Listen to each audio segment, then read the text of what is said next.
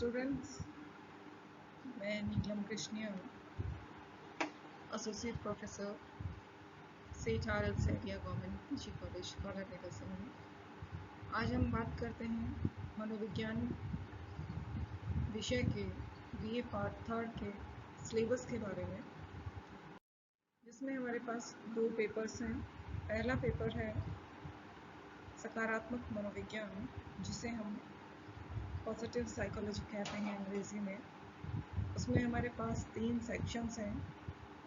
प्रथम खंड में हमारे पास है इंट्रोडक्शन, यानी इसका परिचय, जिसमें हम पढ़ेंगे सकारात्मक मनोविज्ञान की परिभाषाएं, क्या होता है सकारात्मक मनोविज्ञान, उसके लक्ष्य क्या क्या निर्धारित किए गए हैं, और सकारात्मक मनोविज्ञान से संबंधित क्या क्या अवधारणाएं हैं जो हमारे दैनिक जीवन में या हमारे व्यवहार को प्रभावित करती हैं।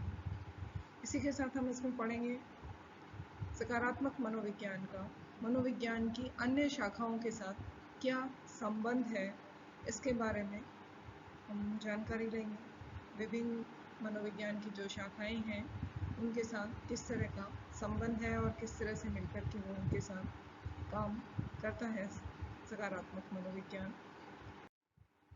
दूसरा हमारा अध्याय है हैप्पीनेस, यानी प्रसन्नता। प्रसन्नता चूँकि हमें एक ऐसी चीज़ है जो हमारे व्यवहार को बहुत ज़्यादा प्रभावित करती है। जैसे हम खुद प्रसन्न हैं तो हमारा मन प्रसन्न रहेगा, हमारा हर काम में मन लगता है। तो हर व्यक्ति के लिए प्रसन्नता का मायने अलग अलग होता है।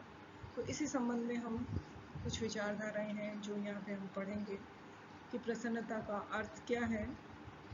उसके लिए 2 विचारधाराएं हैं, हीडोनिक तथा एडेनोनिक व्यू पॉइंट। ये 2 हम विचारधाराएं पढ़ेंगे। उसके पॉजिटिव और नेगेटिव इफ़ेक्ट, यानी कि सकारात्मक और नकारात्मक प्रभाव कौन कौन से होंगे, इसके बारे में पढ़ेंगे। तथा प्रसन्नता का सैद्धांतिक विचार क्या है, उसको कौन कौन से कारक प्रभावित करते हैं, इसके बारे में हम पढ़ेंगे। और सबसे बड़ा कि प्रसन्नता कहाँ से उत्पन्न होती है, उसका स्रोत क्या है, इस बारे में हम पढ़ेंगे। अगला इसमें टॉपिक है ऑथेंटिक हैप्पीनेस, यानी प्रमाणिक खुशी, यानी प्रमाणिक प्रसन्नता किसे कहते हैं, वो हम पढ़ेंगे। उसी के साथ साथ हम किस तरह से हमारी हैप्पीनेस तथा वेलबींग जो है, खुशी को, प्रसन्नता को हम किस तरह से बढ़ा सकते हैं, क्या प्रयास हम उसके लिए कर सकते हैं, इसके बारे में हम पढ़ेंगे। अगला हमारा चैप्टर है positive cognitive states and processes, यानी कुछ ऐसी अवस्थाएं हैं, प्रक्रियाएं हैं जो हमारे सकारात्मक संज्ञानात्मक अवस्थाएं होती हैं, जो हमें अपने आप को पॉजिटिव बनाए रखने में बहुत ज़्यादा मदद करती हैं। जैसे सेल्फ एफिकेसी, यानी स्वयं प्रभावकता, हम अपना किस तरह से प्रभाव हम लोगों पे छोड़ सकते हैं, इसके बारे में हम पढ़ेंगे। ऑप्टिमिज्म, यानी आशावादिता। आशावादिता हमारी प्रसन्नता को प्राप्त करने का कहें हम एक पहली सीढ़ी हो सकती है कि अगर हम आशावाद हैं तो हम प्रसन्नचित्त रह सकते हैं। इसी तरह होप, यानी हमारी आशा या हमारी जो प्रत्याशा है वो किस तरह की हो। माइंडफुलनेस, यानी हमारा जो मस्तिष्क जो है उसमें हम किस तरह से प्रवाहशीलता होनी चाहिए। फ्लो, यानी प्रवाहशीलता किस तरह की होगी। स्पिरिचुअलिटी, आध्यात्मिकता, हम किस तरह से अपने जीवन को देखते हैं, इसके बारे में हम बात करेंगे। इसके बाद हमारा सेक्शन बी है खंड ब, जिसमें भी हमारे 3 अध्याय हैं। इसमें हमारा अगला अध्याय है virtue and strengths of characters, यानी जो हमारे सद्गुण हैं, जो हमारे चरित्र है उसकी क्या स्ट्रेंथन होनी चाहिए, क्या गुणवत्ता होनी चाहिए, दृढ़ता होनी चाहिए हमारे उसमें, उनके बारे में पढ़ेंगे, सद्गुणों की या चरित्र की। उसके लिए विभिन्न वर्गीकरण किए गए हैं। ह्यूमन स्ट्रेंथ, हमारी जो मानविक दृढ़ताएं हैं, स्ट्रेंथ हैं, उनका हम किस तरह से मापन कर सकते हैं और उनका वर्गीकरण किस तरह से किया गया है, कौन कौन से वर्चूज हमारी स्ट्रेंथ्स हो सकती हैं, उसके बारे में पढ़ेंगे। उसके बाद एक गॉलप ने हमारे क्लिफ्टन स्ट्रेंथ फाइंडर एक क्लासिफिकेशन दिया था। उसके बाद 5th IA जो है VIA, जिसको हम बोलते हैं वर्च्यू इन एक्शन क्लासिफिकेशन, एक और दिया गया है, उसके बारे में हम पढ़ेंगे। और किस तरह से हम हमारी जो पर्सनल स्ट्रेंथ है, हमारी जो अच्छाइयाँ हैं, गुण हैं, हमारे व्यक्तिगत गुण हैं, उनको हम किस तरह से पहचान सकते हैं, इसके बारे में भी हम बात करेंगे। अगला हमारा चैप्टर है रेजिलियंस, यानी लचीलापन।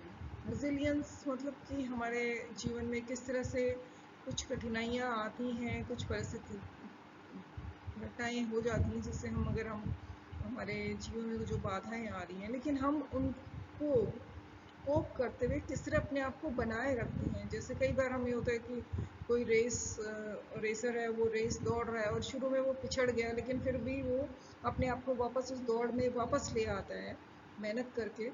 तो अपने आप को बनाए किस तरह से हम रख सकते हैं, तो क्या हमारी लचीलेपन का अर्थ होता है, क्या क्या उसके स्रोत हो सकते हैं, किस तरह से हम लचीलेपन को प्राप्त कर सकते हैं, उसका विकासात्मक तथा नैदानिक परिप्रेक्ष्य क्या हो सकता है, इसके बारे में पढ़ेंगे। इसी के साथ successful ageing and growth through trauma, किस तरह से हम हमारी जो बढ़ती उम्र जो है वो हमारी सक्सेसफुल होनी चाहिए, सफल उम्र जिसको हम कहेंगे, वो हम किस तरह से प्राप्त करें। और ग्रोथ थ्रू ट्रॉमा, यानी अगर हमें कुछ आघात लग जाते हैं तो उसके बाद हम अपनी वृद्धि को, हमारी ग्रोथ को कैसे बनाए रख सकते हैं, इसके बारे में हम पढ़ेंगे। अगला चैप्टर हमारा है self regulation and self control, यानी आत्मनियमन तथा आत्मनियंत्रण। हम अपने आप को किस तरह नियमित और नियंत्रित कर सकते हैं, इसके बारे में पढ़ेंगे। आत्मनियमन का और आत्मनियंत्रण दोनों के क्या अर्थ हैं, क्या उनके सिद्धांत बताए गए हैं, उनके बारे में पढ़ेंगे। सेल्फ रेगुलेशन हम यानी कि आत्मनियमन अच्छे से कर सकें, सफलतापूर्वक कर सकें, उसके लिए हम क्या क्या प्लानिंग कर सकते हैं, क्या योजनाएं बना सकते हैं। और सेल्फ रेगुलेशन में हमारे को कुछ प्रॉब्लम्स आती हैं, जैसे गोल कॉन्फ्लिक्ट, यानी हमने जो लक्ष्य निर्धारित किया उसमें अंतर्द्वंद, गोल डिफिकल्टी, लक्ष्य को बनाने में कठिनाई, तथा गोल डिसएंगेजमेंट, यानी लक्ष्य में हम अपने आप को एंगेज नहीं कर पा रहे हैं। तो इन प्रॉब्लम्स के बारे में हम पढ़ेंगे। अगला सेक्शन हमारा आता है सेक्शन सी, यानी खंड से, जिसमें हमें फिर 3 चैप्टर्स हैं।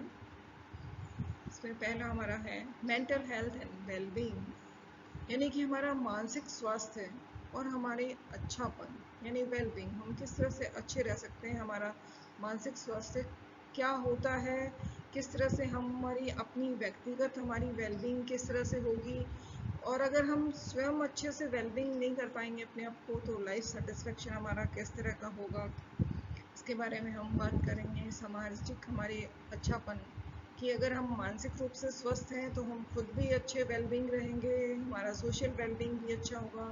सामाजिक वेलबींग, यानी कि हम हमारे समाज में जो हमारे संबंध हैं उनको हम अच्छे से बनाए रख पाएंगे, तो हम किस तरह से वो सामाजिक अच्छापन हमारा बनाए रख सकते हैं, इसके बारे में पढ़ेंगे।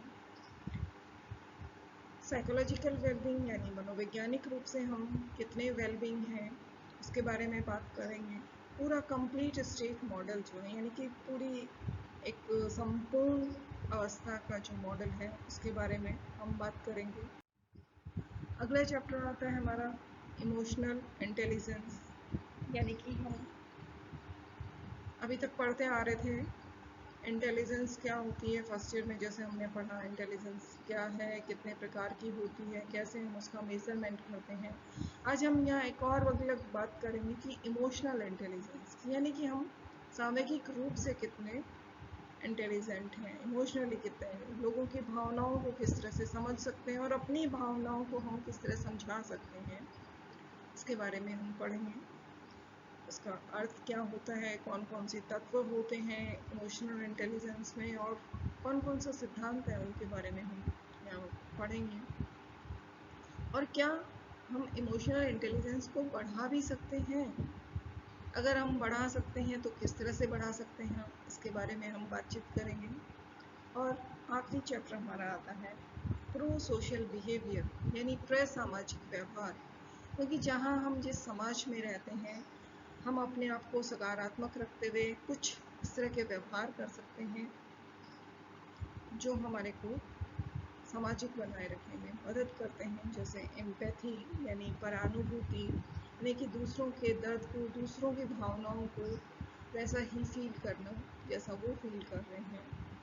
एल्ट्रुइज्म, यानी परोपकारिता, दूसरों की सहायता करना, मदद करना बिना किसी स्वार्थ के। ग्रेटिट्यूड, यानी कृतज्ञता, कोई हमारे साथ कुछ अच्छा कर रहा है तो उसके प्रति हमें कृतज्ञ भाव हमारे अंदर होना चाहिए। क्या कृतज्ञता होती है, इसके बारे में हम पढ़ेंगे। और फॉरगिवनेस, अंतिम आता है कि फॉरगिवनेस यानी क्षमाशीलता, क्या होती है क्षमाशीलता और किस तरह से हम अपने अंदर क्षमाशीलता को बनाए रख सकते हैं और उसको बढ़ा सकते हैं, जिससे कि हम हमारे समाज में एक अच्छा संदेश दें या हम अपने व्यक्तित्व में निखार ला सकें। तो ये सब चैप्टर्स हम सकारात्मक मनोविज्ञान के प्रथम प्रश्न पत्र के अंतर्गत पढ़ेंगे। नेक्स्ट हम सेकेंड पेपर को डिस्कस करेंगे।